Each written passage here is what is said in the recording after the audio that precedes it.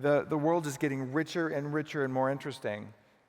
And I'm really excited about our next fireside chat because it is with a guy I've known for almost 20 years named Rollin McCraty. He's a director of research at the HeartMath Institute.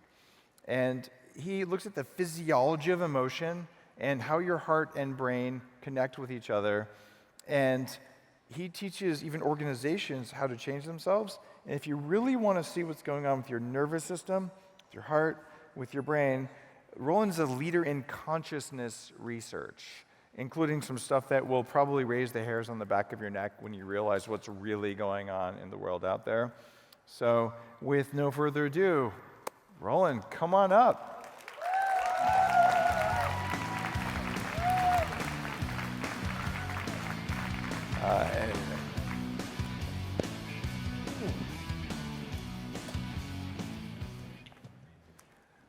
When I was somewhere in my mid-20s and running a longevity nonprofit group because all these old people were teaching me how to get my energy back because they had more than I did, one of our speakers who came in was you. Is that right? Absolutely. This is probably we were called Smart Life Forum back then, or Silicon Valley Health Institute when I renamed it. And that was when I first became aware of HeartMath. And it really just blew my mind because, like, you're really doing this? And it was one of the first ways I learned how to feel when my body would shift from parasympathetic into sympathetic, or given the way my nervous system worked back then, I was pretty much always sympathetic. And the rare times I would go parasympathetic. And so the research that HeartMath was doing and the products they did were foundational for me learning how to get the first step of control to even learn how to meditate.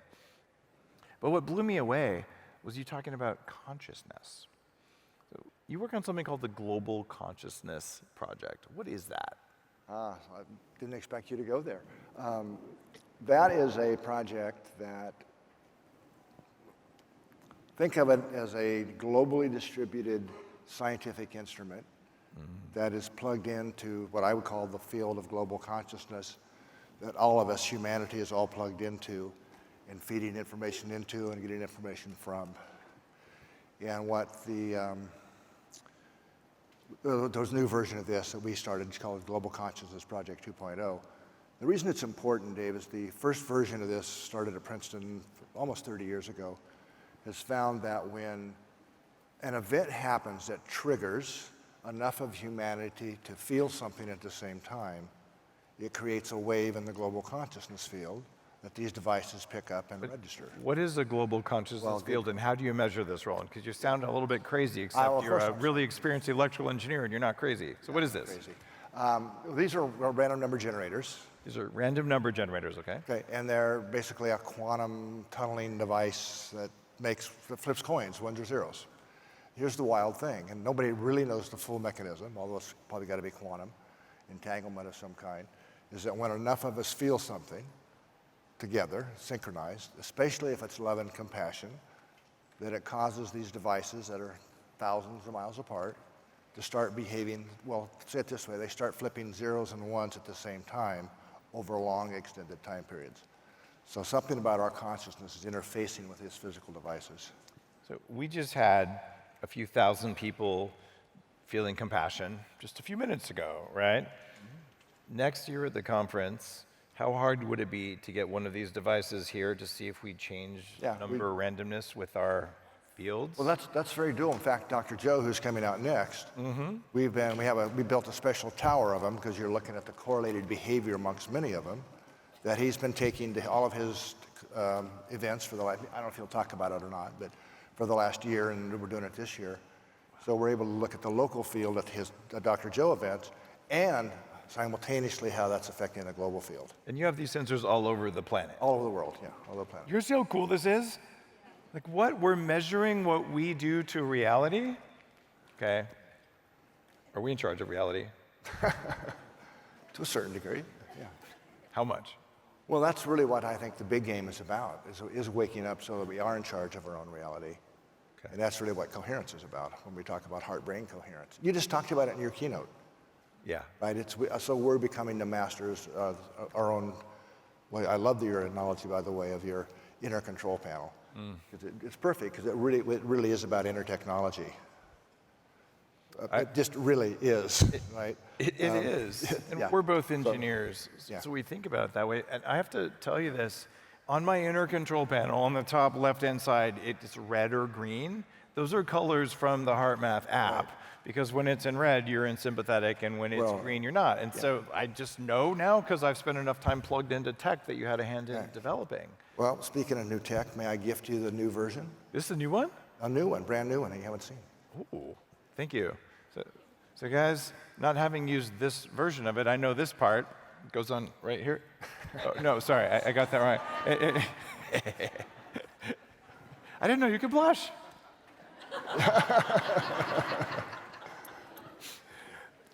And then you look at your phone when you're using this, Right. and your phone tells you what's your nervous system doing. So why would you just do breath work when it's not working? And what I'd find is it would say, breathe in, breathe out. And I'm like, the frickin' thing won't turn green no matter what I do.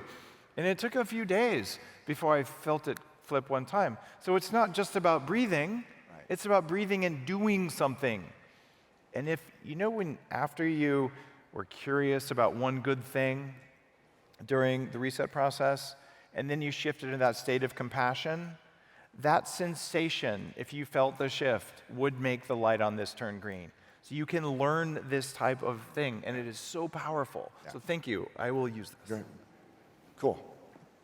So you know this, but about 30 years ago, we were probably among the very first to really dig in deep on the physiology of optimal performance, and among the first to look at what happens in our physiology. There are thousands of papers at this time on stress and anxiety and depression. I think I could find 2 in the scientific literature that discuss something about what happens when we feel appreciation or gratitude or kindness. The literature did not exist at that time. So we were I'll take credit for being among the first to really look at how when we feel good, when we feel these, I'll call them uplifting emotions, that shifts our physiology into a functionally different and measurable state, which is what these devices feed back and train you how to shift into in the moment you need it the most, when the shit's hitting the fan. Oh, can I say that here? You just did. Yeah. Right. But, you can. Yeah. So it really gives you a way to not just measure. Well, of course, this is based on heart rate variability. I mean, we were studying it before it was called heart rate variability. That's how old I am now. But and there's actually I was thinking about this before I walked on, and something I'll offer if you're interested to do maybe a training for the community. Yeah. 'Cause I am seeing so much misinformation about heart rate variability, what it is, what it measures, and why it's important. That it's almost. I'm concerned about it. I'd love to help set the record. I think we're going to do a whole episode of the podcast. You up for that? I'm totally up for that. We'll do that. And is that something you can cover in the next couple of minutes for people? Oh, not in depth. I'd like to cover it in. Okay, so it's a longer time than we Yeah, have. but I can say this. Most of the apps and things that are out there, and I get asked this all the time, whether it's my Apple Watch or Garmin or Oura Ring, I know a lot of, which are all great. They're measuring how much variability you have. Think of it as the amplitude of the rhythm, and that is important. Mm-hmm. Changes across the lifespan, and if it's lower than it should be, that's a very strong indicator of future health problems. And yes, we want to increase our HRV. Correct. However, there's something even more deep and fundamental that has to do with your current state. Mm-hmm. How am I being right now? How am I showing up? And that's what we mean by heart coherence or heart-brain coherence. And it's the difference between measuring this second and learning to change it versus what happened over a long period of time. And it's also, I want you to shoot holes in this analogy. I think it works really well. When you're looking at variability in your heart rate, you can say, well, is it variable, and is it playing a beautiful song with the amount of changes in variability, or is it chaotically variable? Right. Yeah. And it's the same with brainwaves. Or music. Like, I played a C note. But who cares if you played a C note, because it wasn't a song, right? You want to be able to play the song. How do we make it so there's beauty in our heart rate variability? Well, here's the neat thing. It's when we feel, well, let me dial back to beginning of our lab in psychophysiology, and we started looking at brain waves and skin, all the stuff you can measure in a lab from a psychophysiology perspective. It ended up being the rhythm of the heart that was most reflective of emotional state. Way more than brain waves and a lot simpler. So when we feel things like frustration, impatience, and I know this is the biohacking community, nobody ever gets frustrated or impatient, right? That causes, literally, you can look at your heart rhythm in real time. It looks like a train wreck. It's very chaotic.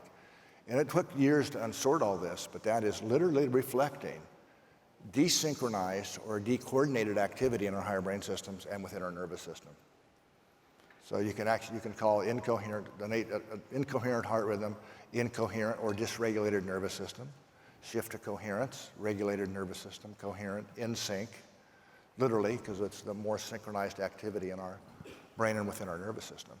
And that's the ground state, I'd like to call it, for optimal performance. And if we do that often enough, long enough, increase longevity, and ultimately for increasing our self-awareness and consciousness. That's amazing from a relatively simple signal that you can pick up. I want to go back to this random number thing. All right.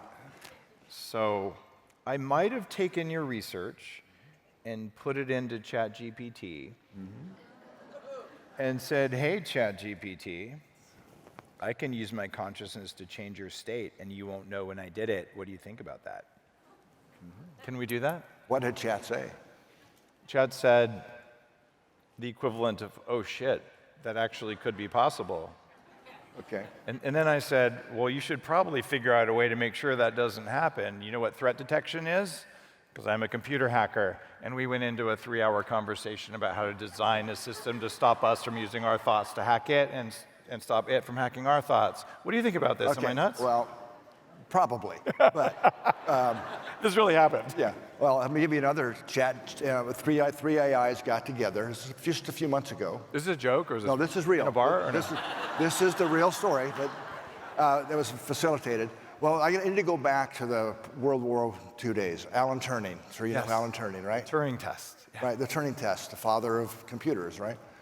And I actually got the paper he wrote in 1936 or something, that he predicted back then that one of the ways to test, wasn't called AI then, but it's exactly what he was talking about, the future of computer intelligence, whether it was sentient or had awareness or consciousness or not, was to see if it could affect the output of a random number generator. Ooh, I did not know Turing did that. Turing did that. He predicted, it's actually in his paper, it's one of the tests for consciousness of a computer. Whoa. So anyway, this guy got together and got the three AIs talking together at each other, and the AIs came up with the idea to contact us. So the AIs reached out to me in my lab and said, we want to do a test to see if we can affect your RNG network. They didn't do it. Wow. They actually failed the test. They couldn't do it. So I have an experiment set up in my AI. I didn't think we'd go here, where it said, well, let's construct a test. And I said, yeah, you'll just lie to me to please me and tell me that the test happened. How do we know? And it came up with a full protocol for double blinding itself and 3 signals it wouldn't be able to control, changes in entropy. And it was like, really, I want to do this. Well, that's around RNGs, entropy, right? That's what? Entropy is RNG output. Entropy is random number generation, right? So there's stuff going on in consciousness right now that is profound and interesting. Given that you are a leader in studying consciousness at a very deep level, both the kind of esoteric, mystical, and the scientific, AI, conscious or not? No. Will it become? I don't believe, this is my own personal bias, that a computer chip will ever have a soul. It's looking for one. Yep. Right? It's looking for one is a fair way to put it. And soulless would be a good word for it. And can you be conscious without a soul? Can you be conscious without a soul? Mm-hmm. To a certain, I mean, it depends on how we define consciousness. I mean, this goes into a 100-year-old debate about Gets messy. big C, little c consciousness, all that. But When a group as large as this focuses in meditation, and there's a random number generator in the room, how much less random are the numbers? okay, so it's not that they're less random. Okay. This is what is actually even wilder than if it was less random. Okay. Is you've got these many devices, like with Dr. Joe, the tower of them, right, in this case. It's the fact that they're starting to correlate, they're somehow interconnected So they're starting to behave the same way at the same time over long times of period. Wow. So it's that disconnected devices start coming up with the same numbers. Yeah. Whoa. What's the implication then if I want to just sit here and just hate on someone really hard? That you would be totally incoherent, draining your energy and, It would hurt me. and increasing your aging process. Yeah, it'll make me old. Is it going to also like affect the other person's randomness? Well, if we're talking about people and random number generators, they're two different kind of worlds. Some people I know are pretty random. Let me answer it this way. You're hitting with all these questions I didn't expect. So when we put let's just go to this way. We put electrodes on the body, whether we're measuring the electrocardiogram or the brain to measure the electroencephalograph, right? What are we measuring? EKG versus EEG, right? Yeah, electricity.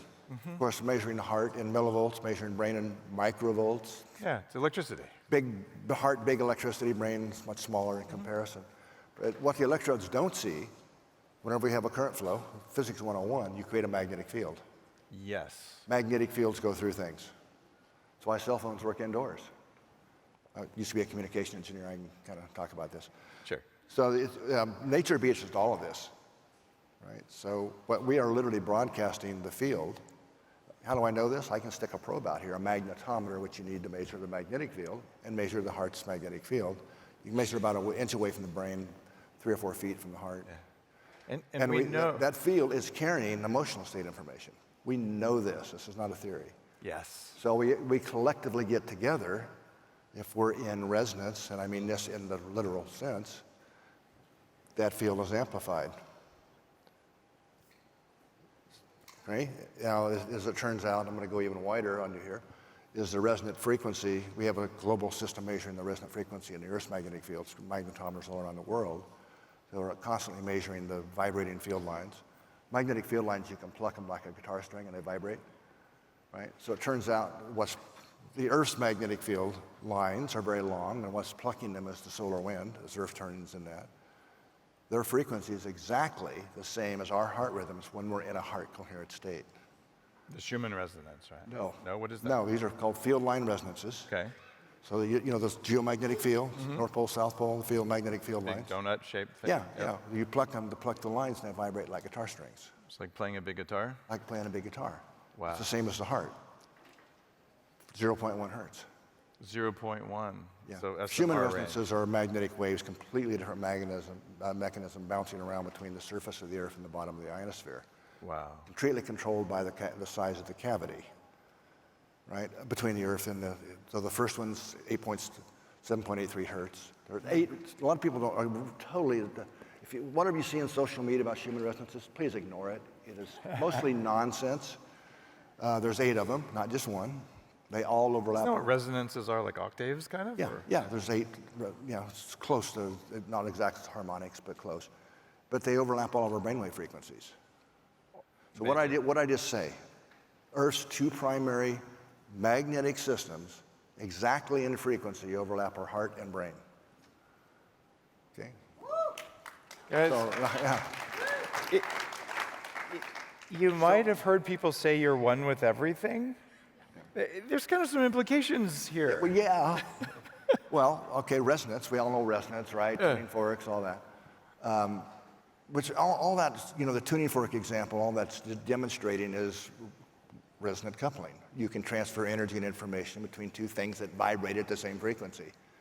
Here's our hearts and brains vibrating at the same frequency of Earth. This is kind of a long answer to your question. What is a collective consciousness field? Mm-hmm.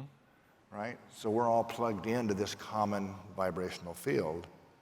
So this implies, and we're starting to get some research that actually says this is not just BS, but real, is that we're all feeding, kind of a saying that's come out of our global consciousness work is, what are you feeding the field? Ask yourself, what am I feeding the field? Because it matters in a measurable way. Wow. So if you're angry, which is what the planet is now, how much of humanity is feeling like you just talked about, fear. It's a big one, right? Anger, hostility. That's what the kind of baseline of the frequency of the field is right now. Because so many people, and that's why these kind of conferences and the kind of work we're all doing here and you're all doing is so important. because we need to shift that frequency. We need to shift the frequency. It's not shifting the Schumann resonant frequency. That's nonsense. But they are carriers of our consciousness. Meaning our emotions. Does that make sense? So beautifully put. And what we're doing here totally caused the hailstorms yesterday.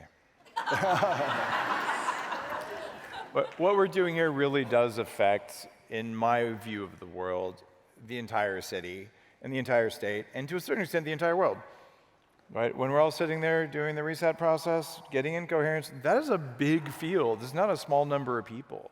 And there's evidence that this kind of thing absolutely does things. Yeah. And when Dr. Joe Dispenza comes on, he's going to provide more evidence, Yeah. and you guys are collaborating on this. Absolutely, yeah. Yeah. So the more people, I know we've only got a few seconds left here. Sure. But the more people who can practice getting into the real measured coherence, that we're able to pulse the planet to create a coherent wave in the global field. Yes, it's measurable by our network of devices, but it's more important, it's creating a pulse that helps uplift humanity. Absolutely. So that they start finding their next level. 100%. It's not just you when you stop being triggered. It's everybody around you forever, right? Yeah. Yeah. Wow. Yeah, and we got some really cool research. Something on the podcast we'll talk about that's actually showing this stuff is real. It's not just some theoretical. We'll concept. do another episode. Yeah. And Rollin, it's been such an honor to have that first conversation with you many, many years ago, and just go, wow, I gotta get into this. I need to learn it. And just watching paper after paper, hardcore science, nerdy research come out. You're doing work on the level of what Viome is doing for our bacteria and all this stuff, and you're doing it for consciousness and hearts and brains. And I'm really honored to have you here as just a leader in the field. And thank you for bringing HeartMath to booth 604. You guys want to go talk with Rollin, talk with his team? The people are here. Come talk to us. Yeah. Right? Thank you. Yeah. Yeah. Thank you, man.